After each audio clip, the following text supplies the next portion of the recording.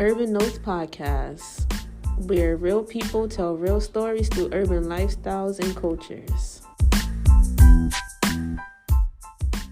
Trash, everything is more preserved in different way than when you move into like Afro-Latino neighborhood, a Black Latino, Brown Latino, immigrant communities, Asian communities. So I think I'm loving that I'm discovering by myself the gentrification and also segregation in the city. So I love biking. It brings me a great joy to myself, and also I think it's healthy. It's healthy. Yes. Oh, I like that because it's important, right? When you talk about what brings you joy, and a lot of people be like, I like to do these different things. I live in Brooklyn. I'm doing all these things, and it's important to bring while you're doing work to help community. You also got to bring work for yourself that brings joy, and for me, I will say this: like for me, what brings me joy is building connections with people. I believe in cultures. I believe in languages. I believe in what it means to traditions. I mean what it have these courageous conversations, right? And a lot of times, like even in the work we're working in, we work in the fields that typically most people don't even want to do it. They're like, oh well, I mean they deserve this and so with that being said, right, with all those stigmas and all those theories, right, what are some like advantage and disadvantage for immigrants who come from other countries to try to come here for citizenship? What are some advantage and disadvantage for them? That's a big question. Right.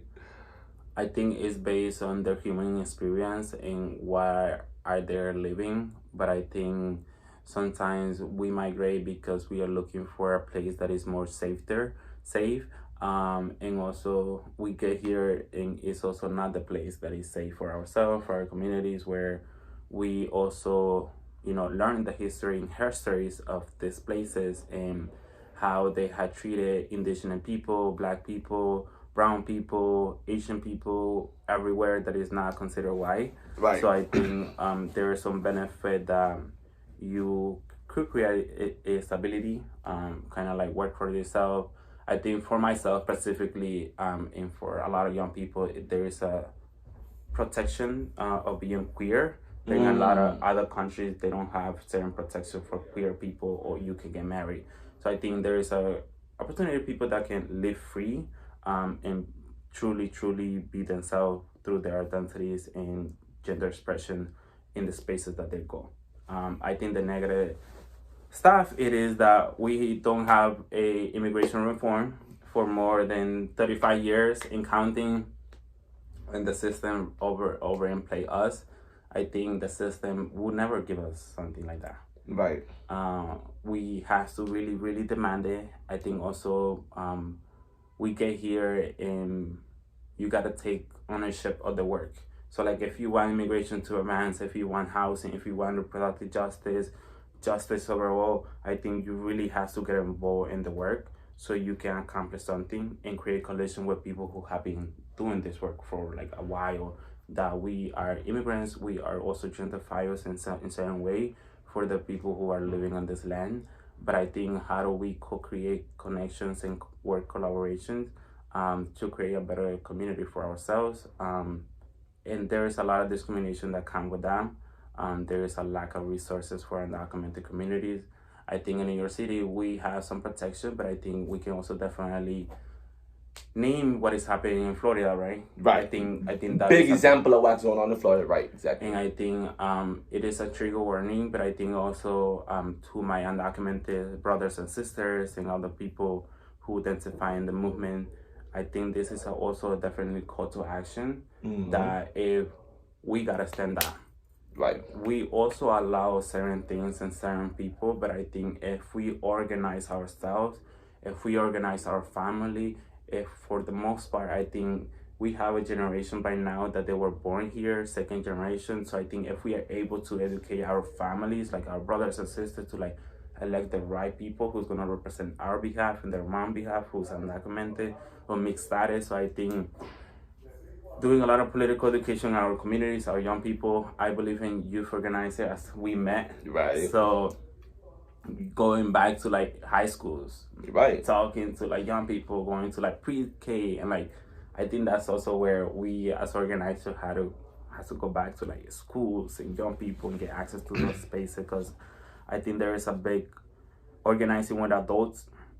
As adults, we are justified where like, oh, this is how things are. But Right. I think for young people, it's like we are always dreaming bigger spaces to be in, and also to create financial wealth for ourselves and for our generation. So I think it goes hand in hand a little bit. Yeah, definitely, and I agree with that because I could say I'm a first generation immigrant. My parents came here and migrated in 2006, so definitely I understood exactly what you're saying, and yeah, definitely what you highlighted about Florida, it really alerts me a lot, right? Yes. And being a black heterosexual, living in the hood, and also have Afro-Latino and have a Afro-Caribbean roots, and really understand that, well, I don't legally belong here type things, and really understand like how our neighbors typically don't know. They don't know. They don't know about the rights. They don't know about the laws. They don't know about the policies. And when you have in this society, we have to organize. And one of the beautiful thing, right? And I see your work doing it, right? And I was part of Atlas. We went to DC, and that right there showed you what immigrant community looks like. And people are like, oh well, you know, they're all immigrants. They should go back to where they come from. And I'm like, did you not know that before immigration there was migration? Yes. And people like, well, I like, no. People was been migrating from the north, the south, the Caribbean, Middle Eastern, South Africa, these different places. So having a stigma that created by the oppressors, right? Because that's what you call them. Because oppressors not only white people. Oppressors can be black people, could be brown people, could be Hispanic, could be black, could be Chinese, could be anybody. But people always say, well, black people can be racist, right? Hispanic can be racist, right? But they can be prejudiced. Yes.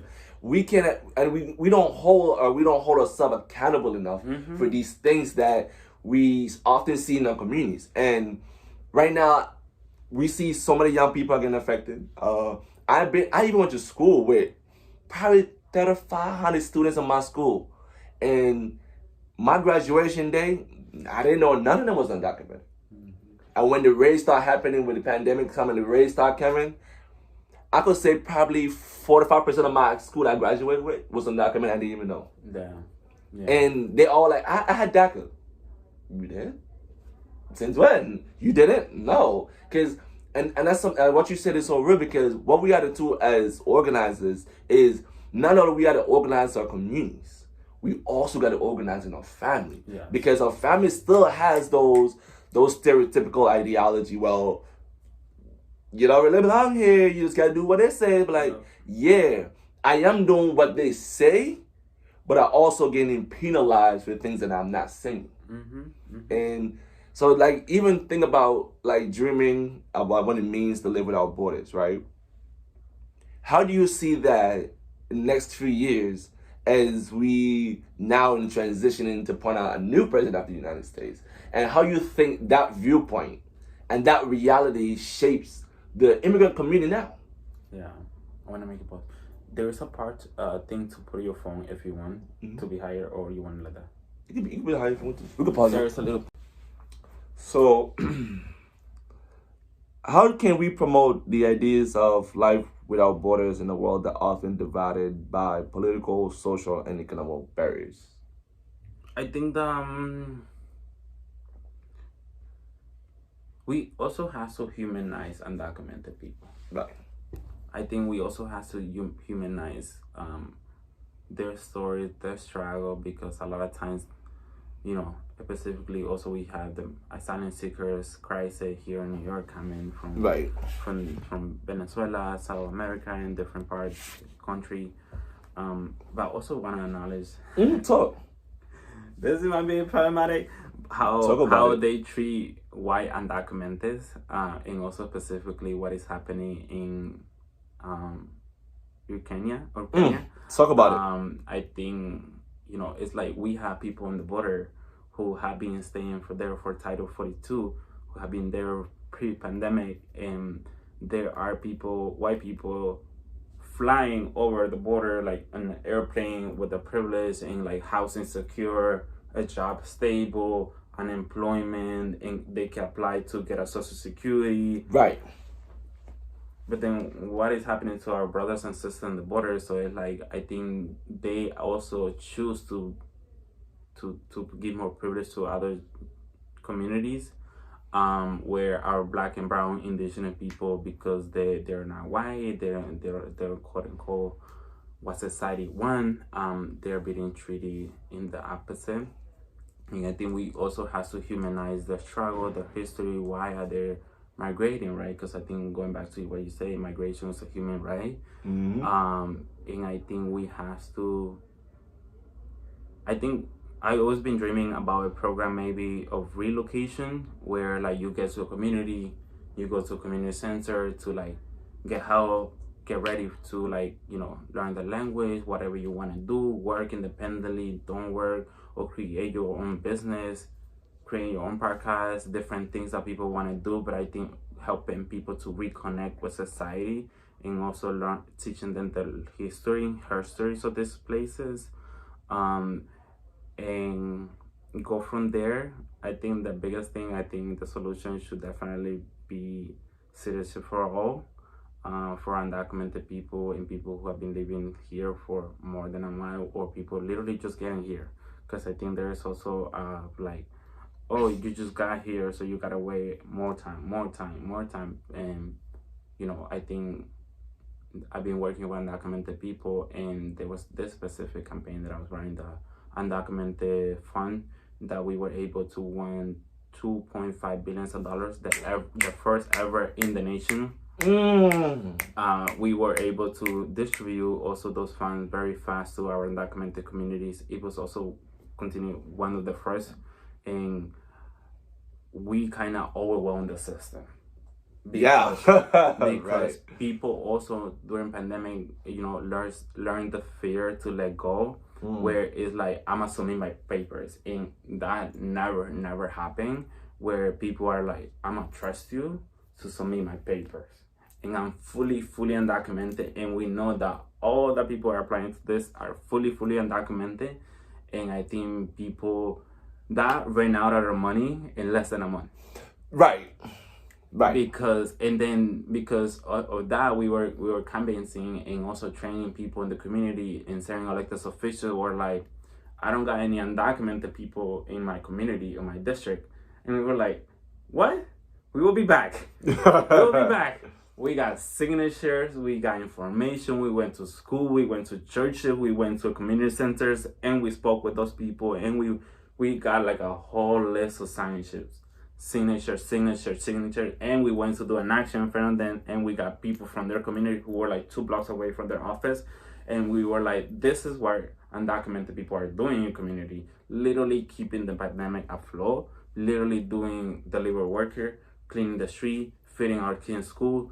So I think there is something that as undocumented people also has to learn to let go of the fear and fight back, because I think nothing will be given to us if we don't organize. It's something like in Spanish, el pueblo salva al pueblo, which in English is like the hood save the hood. Talk about it. The system will never give us something that, oh, this is what is best for your community. So I think we have to go back to humanize, providing resources to communities, and also I would say a lot of healing work. Yes. To unlearn institutions, and as you were saying, I think we also have to check ourselves to racism that we learn, and we have to unlearn and to let go. And also, with that being said, I think if you're good to yourself, you know, I practice a lot of healing justice also, so that I can be good to show up to people in the work that I do, because this is stressful. People are scared, suffer from mental health, and I you know, triggers always happen. So always, I'll leave it there. I told her. I love all what you said, right? Because, and something that you said that struck me, when you talk about fear, right? I have a lot of fear. A lot of people don't know it, and I'm pretty sure now they're gonna find out. Could I ask a question? You definitely ask a question. Definitely. Where did you learn to identify fear? Way that I learned to identify fear is, that's a good question. I really learned to identify my fear when I had to go to a police station, or I learned when I had to like talk to somebody who's not look like me. And especially like even when I call, like I'm like, okay, I need my green card, but where do I start? Who do I talk to? And then my cousin like, well, you do this way. I'm like, who? What? Yeah, I'm not doing that. Nah, I don't want to say something wrong, do something wrong, and I get fucked over. You know what I'm saying? And one thing that I learned from you and learned from Atlas is like, yeah, being brave is courageous. Yeah. People don't understand being brave is courageous, but courageous to where you understand the disadvantages and the advantages simultaneously and integratively. Yeah. And I just learned that fear is all mental. It's never physical. It's all about, well, I don't know. Sometimes we say we don't know, but we actually know the answer, but just because of fear of like, it might be wrong to us, but it might be right to somebody else. Like, well, that's not a stupid question. Well, I think it's a stupid question, but in reality, it's not stupid because there's no question here that is real questions. Like, there's no questions. And one thing I want to tell young people who are in my shoes, in your shoes, because we both organizers from these hoods. Yeah. We both organizers who live in undocumented lives. We in the nitty gritty of the streets and understood those roles. Like, never give up who you are, or never change where you came from to fit in a society that don't respect you to begin with. Yes. And one thing I would say too is like, also we're talking about dividing political, social, and economically. America cannot exist without migration. Oh yeah. Because if you take away the cultures of Black people, the cultures of Latino people, the cultures of all undocumented people of all shapes and sizes, if you took everybody out of America, what do America actually have to uphold itself? Nothing.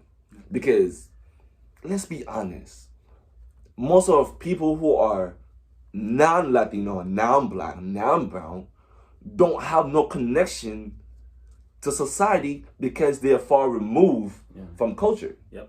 And people are like, oh, well, you know, I'm like, you're privileged because you get to be able to go home. You, like you said, people who call white, who get a job already, have, oh, well, my parents came here and they did this and this. Yeah, my parents came the same thing and didn't get the same thing you got. And that is deep because we got to stop using political, and we got to organize it by having not the right people, but the most courageous, understanding, healing, movement person that actually understood what it means to be Black, what it means to be brown, what it means to be immigrant, what it means to be mass incarcerated, to be schooled. Like, let's be even honest. Like, to all this conversation is the school to prison pipeline. Or in other words, in our terms, we says deportate is from school to deportation. Yes. And people are like, well, America is politically. No, it's not. It was never has and never will be. So with that said, right, when we talk about deportation from school to deportation, right? So what roles do education and travels in fostering the mindset of life without borders? And how can we make these opportunities more accessible to people around the world? Yeah. How can we make what we do here change the narrative, not only in America, but change the narrative in Honduras, change the narratives in Belize, change the narratives in Africa, like change the narrative. What can we do here educationally to change the narrative? Yeah. I hope that people can take the lesson that we as community have the power. Talk about it. And also, like, we could organize. So, like, New York City, we're able undocumented people to get a driving license. There are other states who are not. But I think maybe even doing something like national for undocumented people throughout, like, national in the U.S. territory, where they can drive, they can travel. I think also transportation is some type of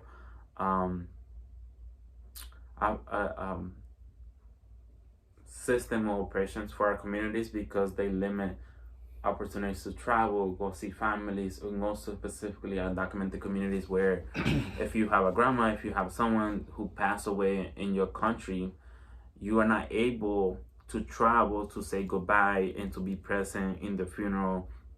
So I think, I've been heartbroken to I lost my sister, I lost different people, and I almost left. I was like, I want to be there, I want to be present for my family, but I also being in the same loophole of the issue that I was facing over there. So I think, there is a big thing. I will definitely, the big lesson that I think is organizing. I believe in organizing, that we as community could organize ourselves to create a universal transportation, and where even now in airports they're checking your ID if your passport is expired. So I think not having a lot of oppression or policing in everywhere, because they're like, show me your ID. Even when you're walking on the street, sometimes they're like, hey, show me your ID. You're working with your hoodie, or you have your book bag, and let me see your book bag. So I think moving away from I gotta check you in, I gotta see your ID. And we're people, maybe just a universal thing, and we're just traveling, taking the train, we don't gotta ask for ID. Also, I put in there, the train should be free transportation for everyone. Leave it there. Talk about it. Yes, definitely. And that's important, right? When we talk about roles in education, I think first we have to remove the anti-blackness in our communities. Mm-hmm. And people are like, what do you mean? It means we can't say we want liberation when one person get liberation and everybody's still segregated, or they all got liberated and we not getting any. Mm-hmm. When you talk about solidarity, and when you talk about connectedness, and we talk about intersectionality, it got to be across the board. Yes. It can't be well, white people are up here, black is here, Spanish here, Chinese is all up here. Then no, it got to be equal and playing field all the time.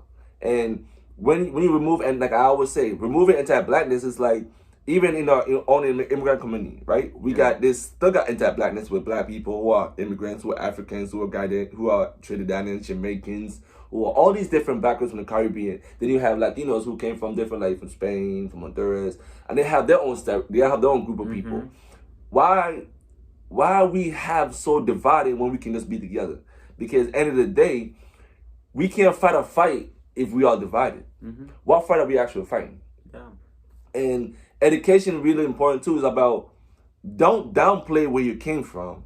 And I think Victor said it best in the documentary, Healing Justice documentary with Holla. He said, whenever you come from another country and come to America, America strips you of everything that you believe. Yeah. And you have to become what they believe that you are. And I think when we remove anti-blackness, we got to really remove the stigma. We got to remove the notions of what it means to show up. Mm-hmm. And a lot of times we fail to realize that showing up don't means we have to, I don't got the money to help you with your papers, but I don't know. Me showing up, when you erase anti-blackness, it means just saying, you're my brother, and whatever you're going through, I got you. And whatever I go through, you got me. Mm-hmm. And we got to try to create a narrative around the world that anti-blackness cannot be existing. Mm-hmm. We can't say, you're black, you should know. You're Spanish, you should know. Yeah. When in reality, we fighting the same fight, having the same oppressors, but it's different colors. Yeah. And people are like, what do you mean? Education means also, I'm born and raised in Belize. I was born and raised. And I've seen anti-blackness play out just as much as I see it play out in America. Mm-hmm. And people are like, what do you mean? In Belize, we go through segregation and separation, all that shit too. But who does it? People look like me does it. And then when it comes to America, you get white people. But at the same time, why we so worried about white people when our own people be creating anti-blackness too as well? Because our own people be like, let me check something really quick. You're not in our system. And they'll be looking just like you and me, mm-hmm. go through the same thing at home, but because they live in a white institution, they have to do the white institution responsibilities. Like, why don't you change the narrative? Like, it takes one person to change a society. It don't take, oh, I gotta do what the master said. No. You want something done? Change it within you. When you change it within you, you change everybody else. And it's important, man. And it's important to, like, even, let me ask you a question then, because we talk about education, right? What is one jewel or gem have you learned while doing this work that you think young people who are want to jump into organizing, want to do immigration work, want to do this housing work, what is one jewel you want to drop on them? Can you give me an example? Like, what is one learned lesson that you learned doing this work that if you would have done this work early in your life, you would have made differently?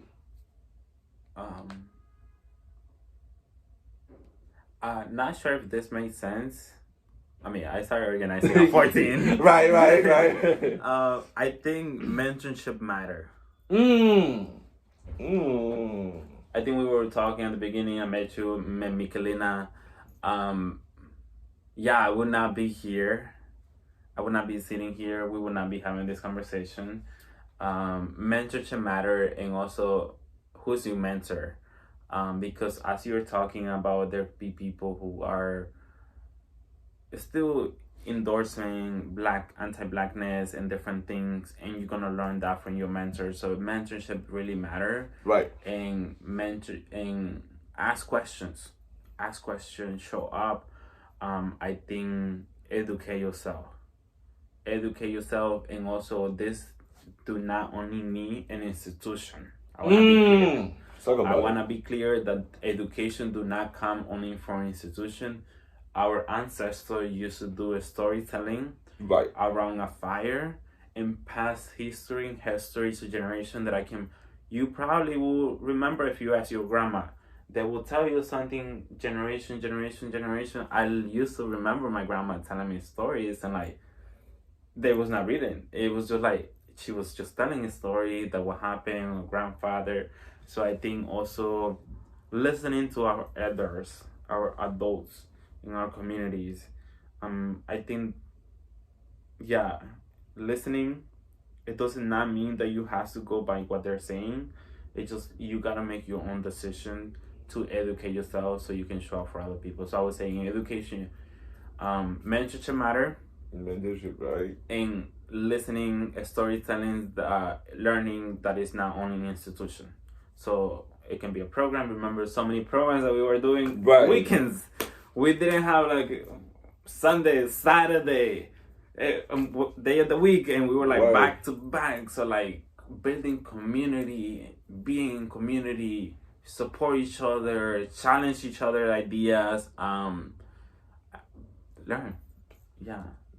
And yeah, learn is free. Yes. Learn is free, is important, and it's something that we have to do more and more in this society. And you know, even when I was walking here, when I was coming here, I was on a train, and I was on the L train because I live in New Lots. I live in New Lots on the 3, and I was like, all right, and I always walk, and I was like, it's crazy. I live in a more Afro-Caribbean community, and I'm like, I see all these brothers outside. And one day I asked a brother, I said, bro, what brought you to America? And this was just 2 days ago. I said, what brought you to America? I always see you outside, like, and you always said respect, peace. I like, what brought you here? He said, brethren, what brought me here is a land of opportunity that was lied to me. And I was like, oh, Say less, yeah. What do you mean? And he's like, I came here 5 years old. Yeah. And, you know, he didn't understand what it means to show up. He didn't understand all the things. And he said he learned what he is at age 16. And he said ever since he learned that he's not belong here for real, it shook his foundation of what he knows. And I was like, that's interesting. And he's like, what do you mean? I said, because I migrated here at age 13. And he's like, well, one jewel I would tell you, young man, before you leave anything,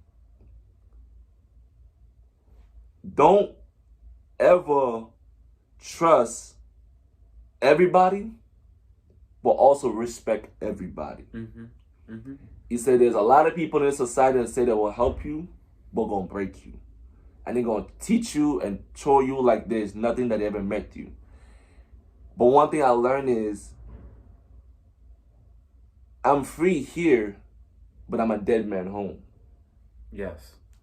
And I was like, yo, bro, you dropping jewels on me right now. Yeah. I was like, lost. I like, wait, what?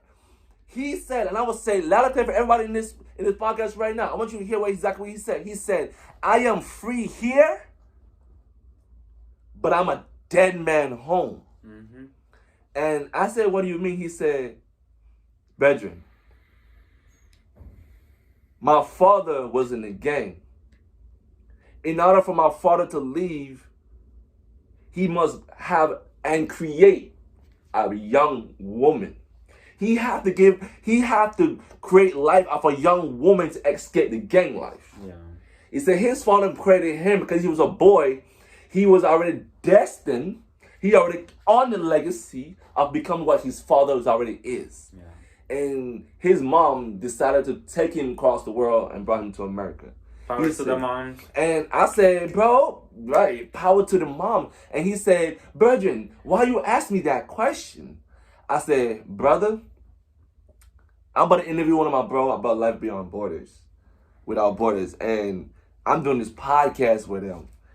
And I'm in the same boat with you, brother, but I'm fear of my life. I feel like my wall, the dream that I have is here, and the vision I have is here, but I'm still closed in with my hands are still locked in, and my feet are still bound with chains of stereotypical what it means to show up in America in a society that hates us, but yet want us to be the breadwinner of this society.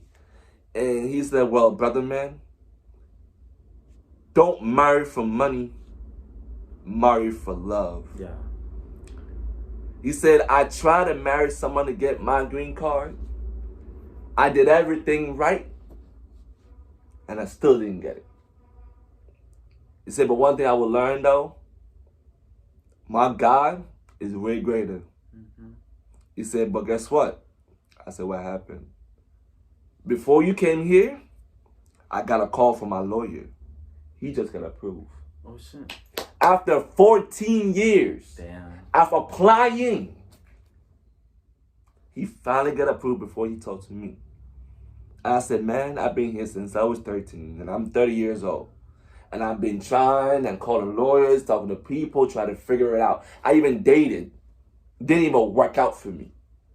He said, don't give up. He said, many times I wanted to give up, but I'm still here. And I was like, wow. And that's just a jewel that old man gave me. He is 65 years old, and he's from Jamaica. And he just got his green card now. And I was like, wow. So with that rich ancestor knowledge, right? How can we balance the desire for global community while the need to respect and preserve the local cultures and tradition that happens in our backyard, that belongs to us? Like, how can we take back a narrative that was once harmful? I think, well, I think power to that person in their experience first. That's a good question.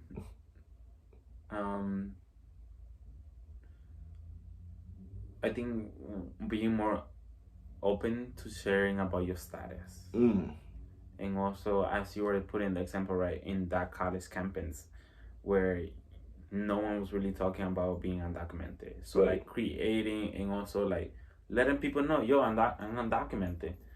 And you can meet me, you can talk, or, like, we can listen to other people. Because I think when we met at Atlas, I also was going to a high school that I didn't had undocumented people, but they were in the school. Right. Right. No one was talking about it. I did find out that there were undocumented people in my school, but no one talked about it until we were in Atlas. So I think creating those spaces to empower you to take ownership of your story, where it's like there's power in there, and this person was sharing, we can also empower other people. I think one of my biggest lessons that I saw for a person finding their immigration status who they still haven't get it. I think I was working with adults doing a training about how do we honor our ancestors, and I asked the question, where would you like to travel? This person was talking that they want to do a trip to Europe. And like we in one city one day, be in one city next day, be in another city next day. But also I cried so hard because this person's energy was not there anymore. They were an adult. They were probably 70. And they were like, I came like you, Papa. I came at that age that you are right now. And then seeing that, I think also it was a fucking mirror. And I was like, yo, what is this universe trying to tell me? It was a mirror to like, I've been doing this work in organizing previous work. Now I think organizing is like, oh, something dope that people are doing, you know, like a trend that people are trying to do. But I think for him was sharing, and also, and I went to the site to ask about his dad, where is the process at. It was not near where he need to be after 30, 40 years of being here. And I think it was fucking sad, because I think also their dreams are still frozen at that age that they came. And they're still hoping that the system will provide something for them, and then that little paper will be like, oh, now everything's given to you.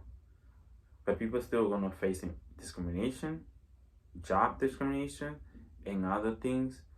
So I think really people, we gotta take ownership of our story. So I really appreciate us talking about it here, so other people can maybe do a conversation with their friends and other friends and create groups. Because I think also right now, going back to immigration, I'm fucking pissed that the movement is not taking actions. Yes. Yep. Where it's like, yo, let's go take like DC. We got a fucking president who promised us something in 100 days when he got elected. That he gonna do something for us. And it's about to end, and he's running for office again. And like, where is everything? And I think the lack of like leadership, also having a strong people to take the street and like people to follow, which I also want to acknowledge that people are too busy with their personal issues and trying to meet the date. But also it is something that the system wants us to focus on, so we don't see the other issue that it is supposed to be the main goal that we're supposed to be fighting. Yeah, definitely, and I agree with that, because like, and it's crazy because I'm feeling all the emotions you're saying, because it's like you're talking to me in a way like how I felt, right? Before I got here, I was thinking too. Little people know I got days for the last 3 weeks I felt like giving up. I felt like I'm tired. I felt like I tried everything. I'm doing everything I can. I'm trying to be this person. I'm trying to do this. Yeah. And I felt just block. And it been dawned on me like, I need to do something different. And I was like, I want to work, but I can't really work the job I want because I don't have the paper to really do it. And then it's like, I want to do a side hustle, but with the side hustle still requires the paperwork to do what side hustle that I need. And I was like, I don't know. I said something about this life beyond without borders was something that was called to me. And I was like, I need to speak truth to power, because there's a lot of young people who are still trying to figure out too. Yeah. And being, one of the gifts and one of the power that I received was being in Atlas. So like it's crazy because I still have the letter y'all gave me when I did that His and Her Black History Month. And all of y'all wrote in that little card. And one day, I don't know what I was doing. I was moving. I moved from New York to Texas. And I found it. I love Mind you, I found it. And I was like, oh, wow. I still got this. Yeah. Let me hang it up. And I hanged it up. And I looked at it recently and I said to myself, I can't give up. I won't give up. I know for a fact that I will get something. And my mom was like, I need you to get this, I need to get you. I said, Mom, I'm tired. I don't want to go home, but I do not want to leave either. And she's like, why are you so stagnated and stuck? And I said, if I go home right now, what would I be doing? And she's like, you can get a job. What else?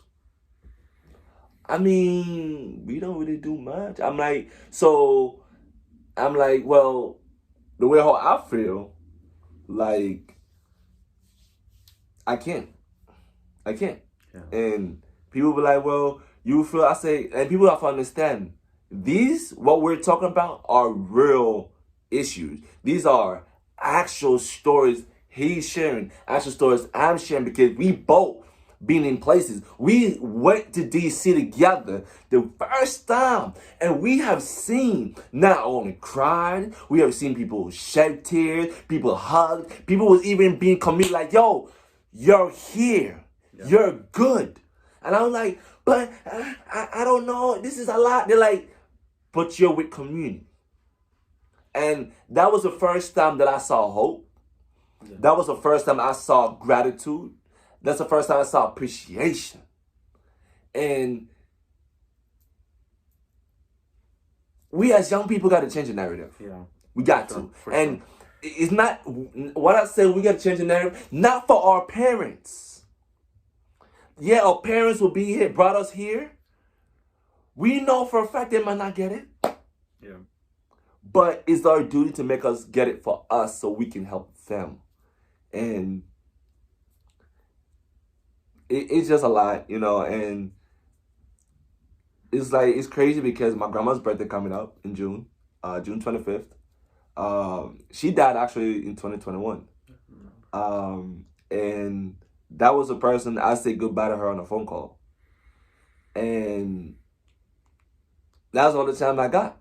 You know what I'm saying? I saw the funeral on Facebook Live. And I talked to my family, and that was the most devastating, disheartening, uncontrollable emotion that I had dealt with.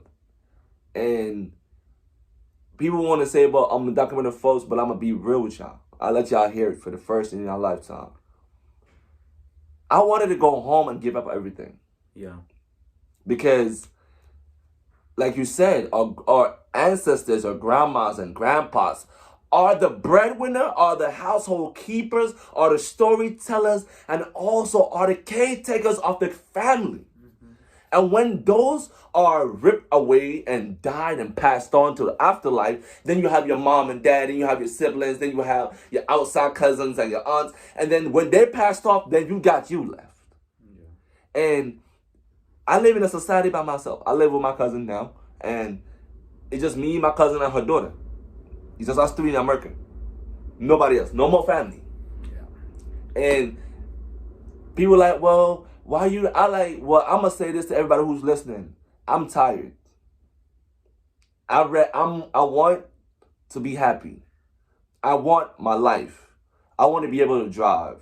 I want to be able to have a house. Not even a house. I had an apartment in my name to say, Mommy, you did what you did. Now it's my time to pay the gratitude you brought me here. Because I look at it like this. In Belize, I grew up in Belize. I'm going to be honest with everybody who's listening. There's 3 things in Belize you can do right now. You can either go to school, go to work, or be in your house. There's not enough opportunities where we came from. There's not enough spaces like this to talk about. Because let's be honest, me and him sitting in this room right now, in this room, and we talking about topics that if we was in our country talk about this, we can be overthrown. Oh yeah. We can be disrespected. We can be locked up for it. Because why? Yeah, we have freedom of speech, but freedom of speech ain't really freedom. It ain't speeching either. Because why? You speak against the government, they come back and get you. But how long do we have to sit here and hold these stakeholders accountable? How many more chances do we got to have a president tell us, well, in my first 100 days, I will make sure that the immigrant community is strong. We tired of hearing that shit. We don't want to hear that no more. We want actual change.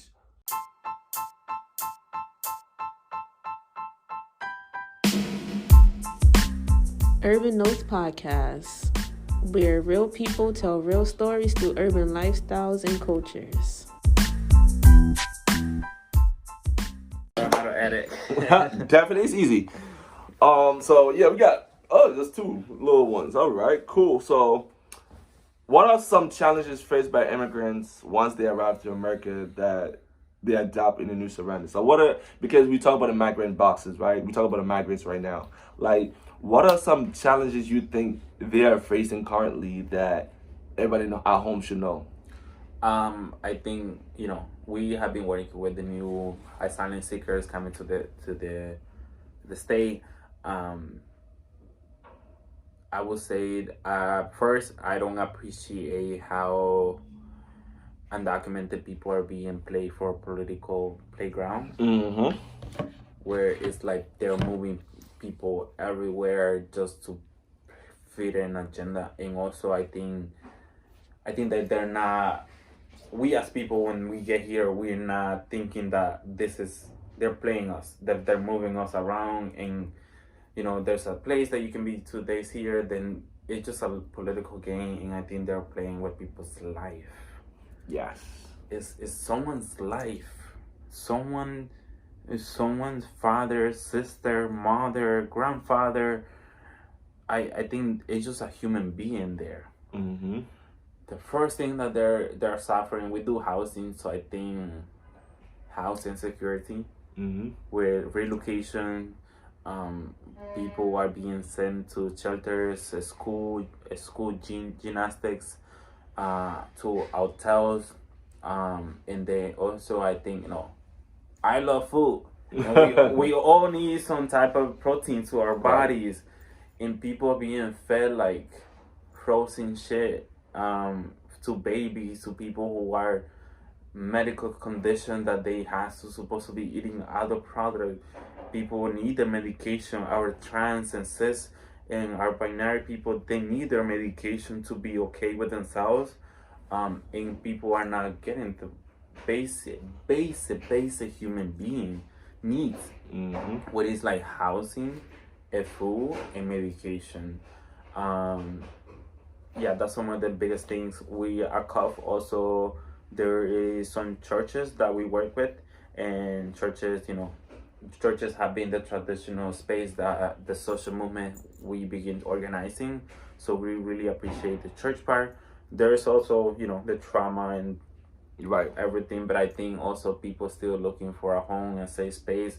We were able to partner with the Tacombi. There is a nonprofit restaurant / they do food, and we were able to connect with them. They were doing tacos, burritos, and we were able to do it every Thursday and Tuesday for almost more than 3 months, for people to go eat. And also people around that church, they were staying in hotels, so they would take food to heat it up in the hotel, because they're not getting a space to cook their own meal, to cook their own coffee. People come from their own country, they want to make coffee. That is a basic human need, that I need some fucking coffee. And oh no, I can't even make a coffee because the hotel's gonna charge me, and I don't get space to cook. So finding a space for people to cook. We also, there's amazing church in Bay Ridge that they have a kitchen open for people to go cook. Oh really? And also, I might invite you over. they cook every Sunday, so they do like a community lunch. So if you're hungry, please stop by there. It's a beautiful food. Last time I was so hangover and they did like a little soup, and I was like, yo, like this is God telling me to come to His church, Right. and like get fed and like be in community, organized. Right. So I think also, and for food justice, housing justice, Yep. medication justice, and also therapy, you know. I think connected to therapy. And to our parents and moms, childcare. Yeah. And shout out to the moms, shout out to the dads, shout out to the ancestors for even leave their country to come here to a better life. Like shout out to all of y'all. Yeah. Shout out to the migrant buses. Shout out to all of them who are sacrificing, bringing their child through the boats, through the gates of the borders, and really sacrificing their life. Like they are risking their health, their well-being, and their body to make sure they provide for their children and families. And definitely shout out to that, man. And definitely you got to point me out to that guy, the person who's done that. I definitely want to interview them. That would be amazing. He would be great. And definitely, man, like, yo, shout out to everybody who's listening. Man, thanks to Brayan for this rich conversation, ladies and gentlemen. But definitely say something. Talk to me. I think also for our undocumented community members, I just want to acknowledge with the housing crisis that we are living in New York City. We also, I want to call it out, we as an immigrant community, we are gentrifiers. Yep. We got to sit with that. Yep. And with that being said, I think also we got to work with the people who have been doing this labor in their community for a while before we even were able to relocate to the city and community neighborhood that we are. With that being said, I think New York City, we have more than 92,000 the last month. So that number, 92,000 person who are unhoused. We also do not call people mostly homeless. We call it unhoused because that person is literally unhoused. Yes. Yeah. So there are more than 92,000 people who are unhoused living today. We have more than 160,000 cases open immigration housing court. Wow. And that is just New York State. Alone. This is New York State alone. And New York City. Sorry. Wow. New York City, not the whole state. Okay. That is different. You know how to... Right. There's the state and then there's the city. Definitely. Yes. So he's saying the whole city of New York. And that is just 5 boroughs. So right. That's just 5 boroughs. I would say that 3 people out of 1 are facing evictions. Wow. And this is why we are fucking not seeing our parents at home. Because they gotta take 2 jobs, 3 jobs. And I think also like as a young persons, we sometimes our rents go for like 200. Then we be like, oh, I'm gonna just work more. I'm gonna take another part-time. But then what happened with our parents who are seniors, who are older adults, who their energy is not there anymore. So they're like, yo, you gotta leave. So I think I'm doing a call to action that people who are unhoused, people going to eviction, the new migrant crisis, I feel that we should do like a gathering in Central Park maybe where we do camping and we're not moving out of here until you provide housing for everyone. There is also a place in Manhattan that is called the Billionaires Block. Yep, I know about the Billionaires Block. Yep. Because those buildings are actually empty. Yeah, they are. They're empty. Yeah, but people don't know that. And people assume that these billion-dollar blocks is actually filled with people. It's not. Yeah.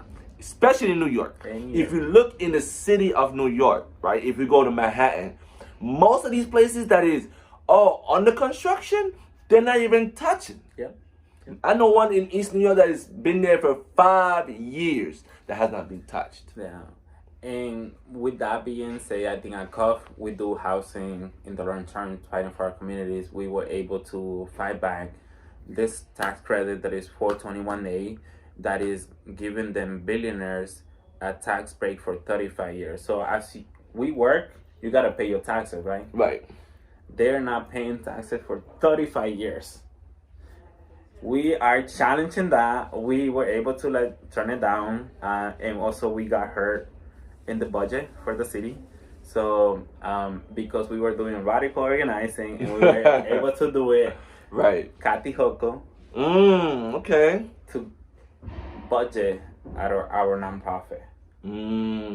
So sometimes doing organizing, you gotta be very strategic because you're fighting the system, but then sometimes you're getting some resources to provide in the community. So we specifically at CUFFH have different locations where we can help people to apply for affordable housing.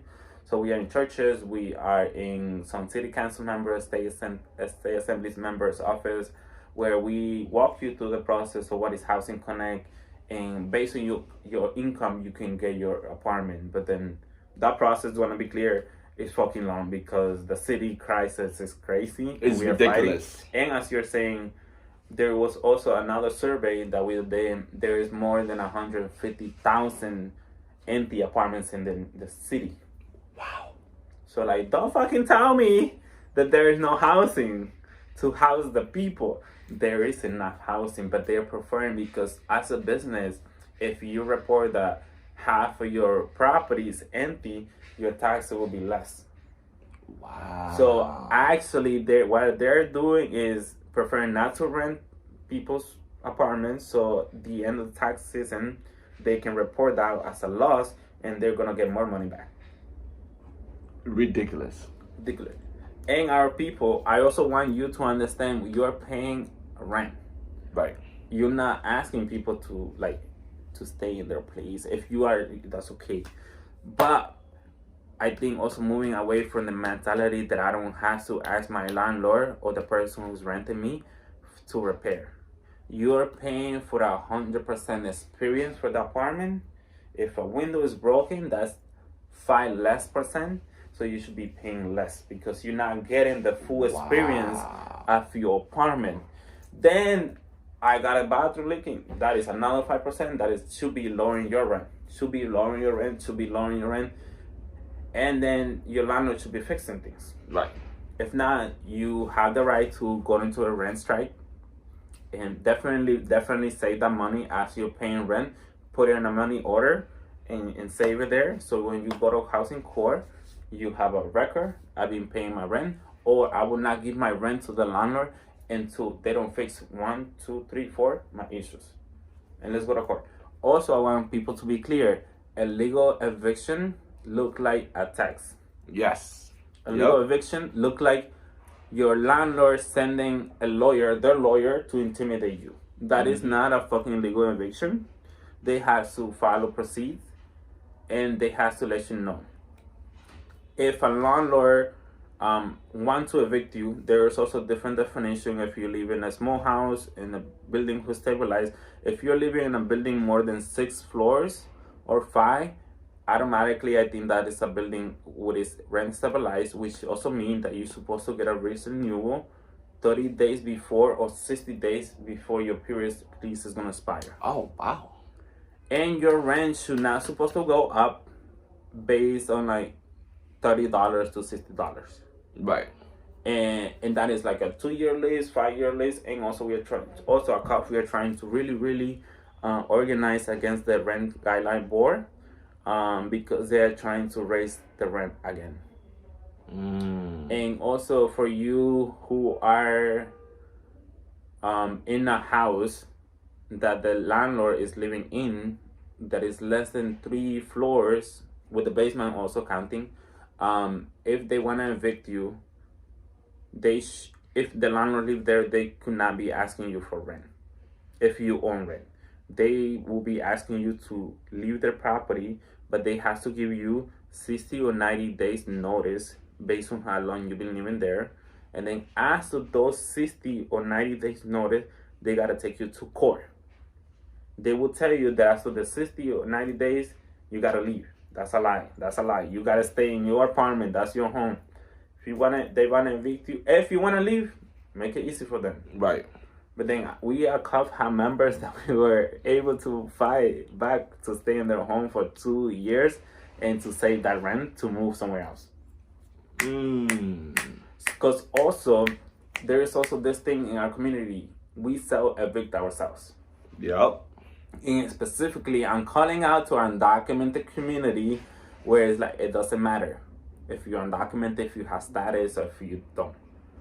Because also, if your landlord is saying anything about your status, guess what? That is discrimination.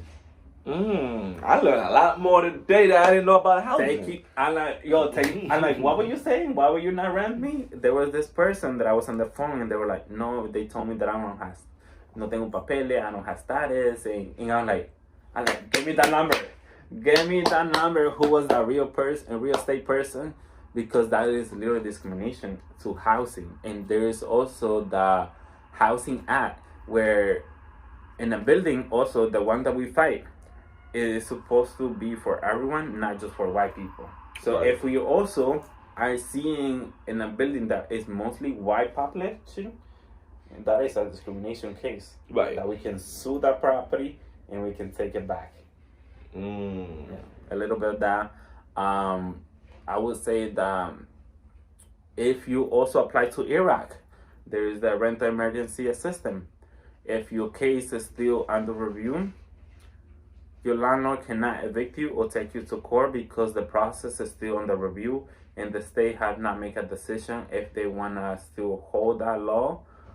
Because, for example, you submitted your application in Iraq, it's under review, the landlord evict you, you left your place.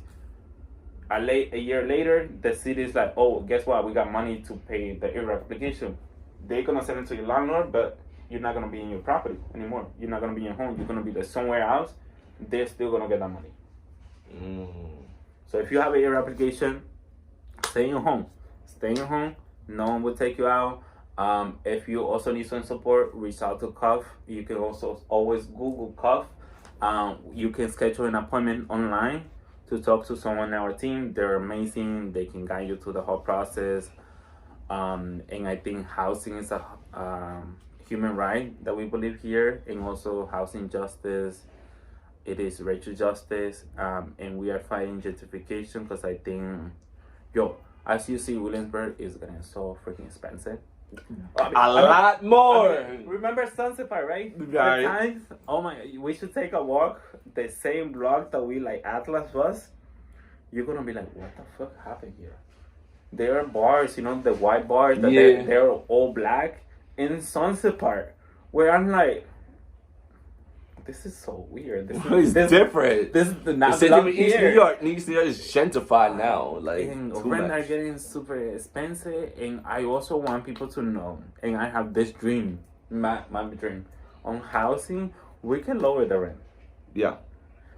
My dream, but I'm like, this is still my capital, and it should be free, but I'm like, maybe $1. Where if we organize all New York State, we can elect people. And also I want to do a call to action to our young people or people who are able to run for office. Fuck it, run for office when you are young. Like fucking Bernie Sanders should be fucking retired. He needs to retire. Like quote unquote, he's just reading talking points. Like no, like I want young people. And also while you are young, finish high school, run for office. The institution are gonna pay your education. Fucking elected officials are traveling without tax. They have money. Flying to Puerto Rico, flying to everywhere, living. I get sick. They get to book the best doctors out of our money.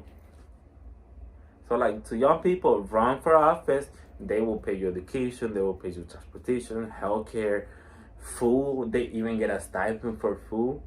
When do we fucking regular people get a stipend for our jobs for food? Right. And we gotta pay for transportation, we gotta pay for our doctors on top of that.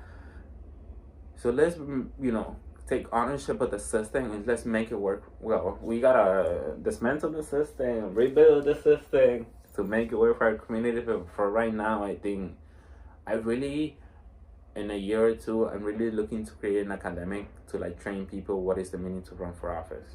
And maybe even that is gonna be their own nonprofit or a nonprofit. Hey. Like I'll go to train people, run for office, and we do canvassing. We put money in your campaign. And then if you get elected, we'll find you people to train you what is the meaning to run thing.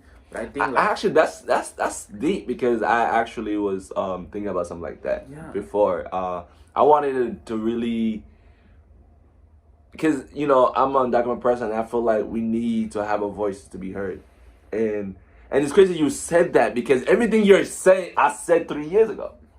I said to myself, I feel like the world is waiting for me to speak, and people are like, what do you mean? I'm like, I don't know. They're like, you want to be a Martin Luther King? Nah, I feel like we need a revolutionary. We need somebody to galvanize people. And I was like, yo, it would be crazy if I galvanize all of the young people. And I'm talking from 0 to 21. And I galvanize in a room. And we talk about critical issues that goes on in the community. And really say like, yo, let's take our blocks back. Let's take our homes back. Let's take our economic standpoint back. Let's take everything back. And really say, let's distribute it the right way. People are not gonna like that.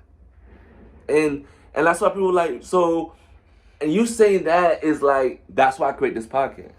I'm trying to create a narrative to where young people like ourselves to listen to and be like, listen, we need a change. And I'm willing to be that change. And you gotta do it sometimes. I think something that I learned for myself,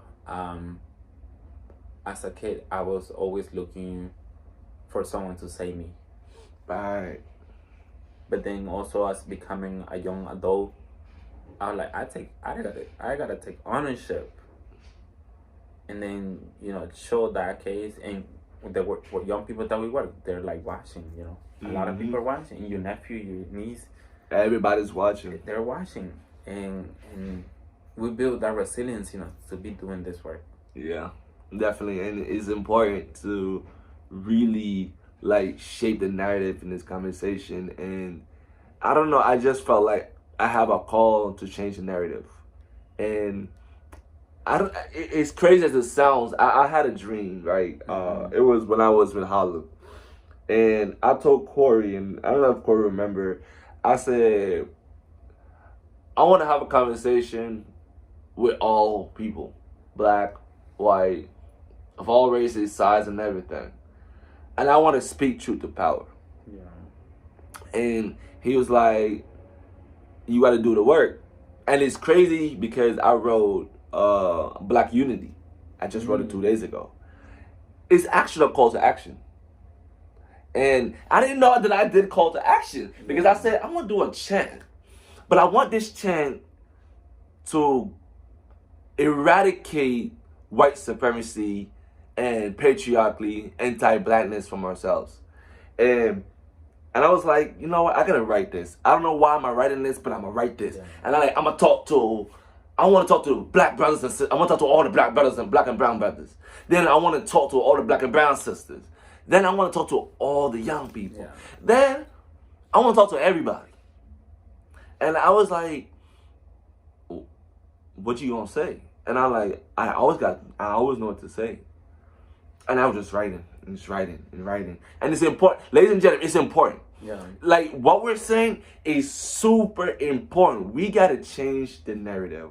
We gotta change what it means to show up, what it means to hold accountable. Like same way that we want to dismantle policing, we also got to dismantle white supremacy. We also got to dismantle school to prison pipeline.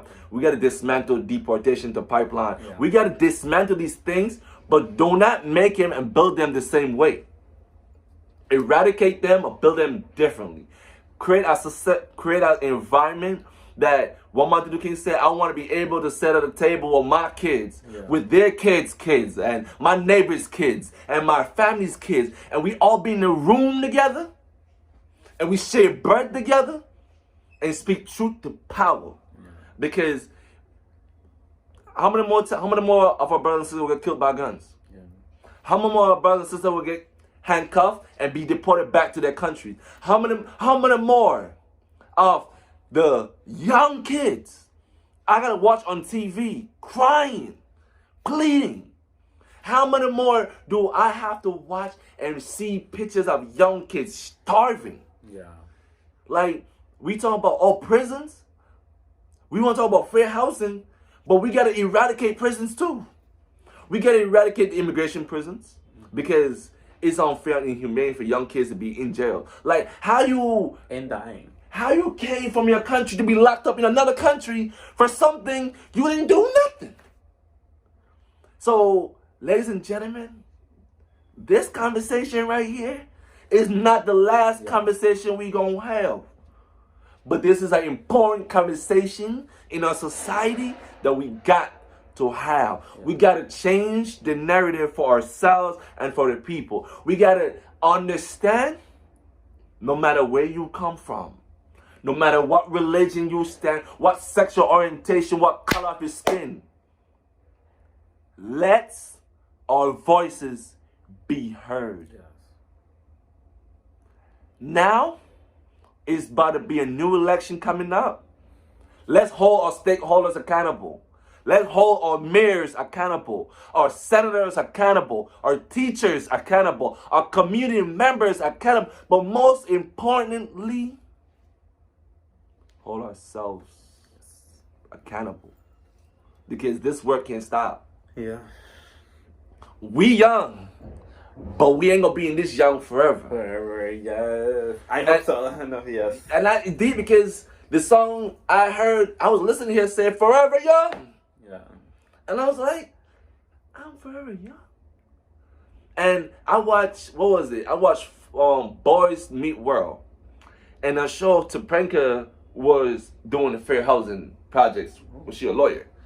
And one of her very beloved restaurant was getting foreclosed or whatever. And they're like, "Yo, you used to come in my restaurant every day. Yeah. But what happened to you? Where's that person at?" And she said, "That person you're looking for is nowhere far. He or she is right here." And she had to tap into her answers of herself to show up for her community to be better. Mm-hmm. So, ladies and gentlemen, boys and girls of all ages and all characteristics and all wisdom, all everything.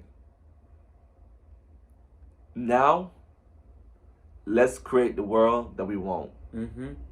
Let's create a vision that we seek. Yes. And let's create a table they can't break. Because now or never. And I appreciate you, bro. I appreciate you. This is a great conversation. Thank you for and this time. Before I even go, where can they find you? Where can they find Cuff? And it's on you. Definitely, if you find Cuff, you'll find me on everywhere. We are in Twitter, Facebook, IG, and as Cuff, so CUFFH. And also, you can go to our page. There is my email. You can book an appointment with someone. If you want to organize, we have a couple actions. We are also traveling to Albany on May 31st because as you're talking about election, I'm actually not sure if a lot of people know from New York, there's an election coming up on June 22nd. Oh, wow. 27, I think, for New York City City Council. Oh. And they hold so much power in your community, and we don't know the elections are happening. Right. So if we don't know, the same motherfucking people get elected again and again. Again and again. And Albany is gonna end session on June, the first week of June, and to this day they have not passed the New York City budget. Our Cuff we feel bad. We didn't got a lot of things that we were fighting for housing, so I think also we'll be doing a lot of more radical organizing in the street because people are not gonna be getting any type of help with rent release. Right. There is no tenant protections, and Kathy Hochul is preferring to invest in billionaires packets. They prefer to invest in the people, so preferring to put the people over profit. And we're gonna do our last noise to be like, we're gonna tell them that we are unhappy with the decision they made. We're still fighting, and we gotta go back to Albany next cycle. But I think strong and organized with the people. We'll be seeing more housing crisis. We'll be seeing more people unhoused on the streets. So please be gentle to people in their situation. They're not there because they want to be there. It is an institution, racism, that is putting people where they are. Most definitely. And leave it there. So Definitely. reach out to us. Reach out, and once again, definitely stay organized, stay Black, stay brown, and stay active in the community. Yes. From my house, from his house, to our house, thank you. Once again, ladies and gentlemen, thank you for tuning in at Urban Noise Podcast. Make sure you subscribe to me. Make sure you follow me on Instagram. Comments. And also, definitely, if you want to be part of this show, please send me an email. I would definitely answer you back. Be so blessed, and happy Wednesday.